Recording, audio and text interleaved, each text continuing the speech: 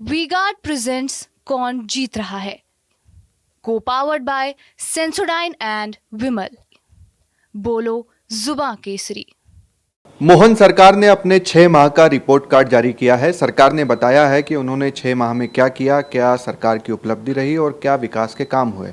मगर report card का पहला पेज ही देखें तो उसमें सरकार ने बताया कि भगवान श्री राम के मंदिर को लेकर जो कार्यक्रम चल रहे थे मध्य प्रदेश में, यानी कि सरकार ने लड्डू भेजे, सरकार ने भजन कीर्तन करवाए, सरकार ने प्रभात फेरियाँ कराई, ये सब भी उस रिपोर्ट कार्ड में जिक्र है। जीतू पटवारी जी हमारे साथ हैं। सर, रिपोर्ट कार्ड आपने देखा? 6 महीने मोहन यादव जी के उन्होंने चस्पा करवा लिया अपने कार्यकाल पे कि वो 3C के मुख्यमंत्री है। आरबीआई ने पहली बार देश में पहला प्रदेश मेरा बना जिसको कर्ज देने से मना कर दिया। यानी आर्थिक हालात की इससे ज़्यादा कोई ज़्यादा प्रस्तुति करने की आवश्यकता नहीं है। हर महीने कर्ज लेना और ये परिस्थिति निर्मित करना है कि हमारी इस लायक भी हम नहीं बचे, हमारा इज्जत नहीं बची, हमारी क्रिएटिविटी नहीं बची कि हमें कोई कर्ज दे। दूसरा, क्राइम, अद्भुत अकल्पनीय क्राइम, मतलब 3 एक ही परिवार की हत्या सागर में हुई, 80 के परिवार की, अहिरवार परिवार की। ऐसा एक जिला उज्जैन जहाँ बीजेपी का कार्यकर्ताओं की हत्याएं, लूट खसोट, घर में चोरी, सोना, डकैती, ऐसा प्रदेश जो क्राइम में नंबर 1 बन गया। देश में पहला प्रदेश है जिसमें करप्शन का बोलबाला अद्भुत और अकल्पनीय है। तो 6 महीने की उपलब्धि तो इस तरीके से है। चुनाव जीतना हारना एक परिस्थिति बन सकती है, पर इस पूरे रिपोर्ट कार्ड में कितने रोजगार को लेके पहल की नहीं है। किसानों को आपने 3100 धान की बात की थी, 3100, 2700 गेहूं की बात की थी, वो नहीं है 6 महीने में। बहनों को 3000 देने की बात हुई थी, वो नहीं है।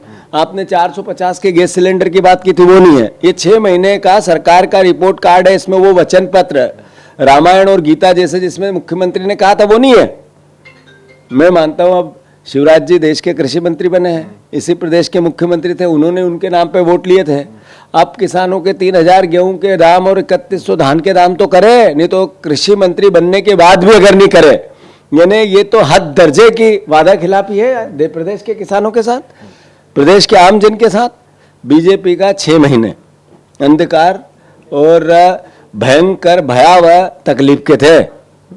ये जो राम मंदिर का आप देखा अपने पहले ही पेज पे उन्होंने जो चीजें बताई है, कम से कम 15 ऐसे बिंदु होंगे जो अलग अलग कार्यक्रम किए। इसको भी आप उपलब्धि के तौर पर देख। राम मंदिर का हिसाब अयोध्या की जनता ने दे दिया है।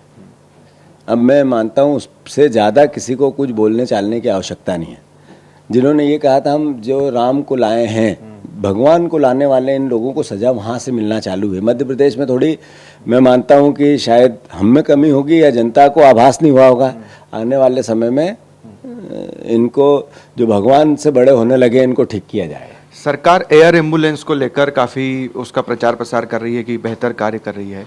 दूसरी तरफ जो एयर एम्बुलेंस की बात करने वालों से आग्रह है मेरा कि रोज चूहे की न्यूज़ चल रही है, खबरें चल रही है, टीवी बता रहा है एक वार्ड में 60-60, 70-70 चूहे दौड़ रहे हैं मरीजों के ऊपर।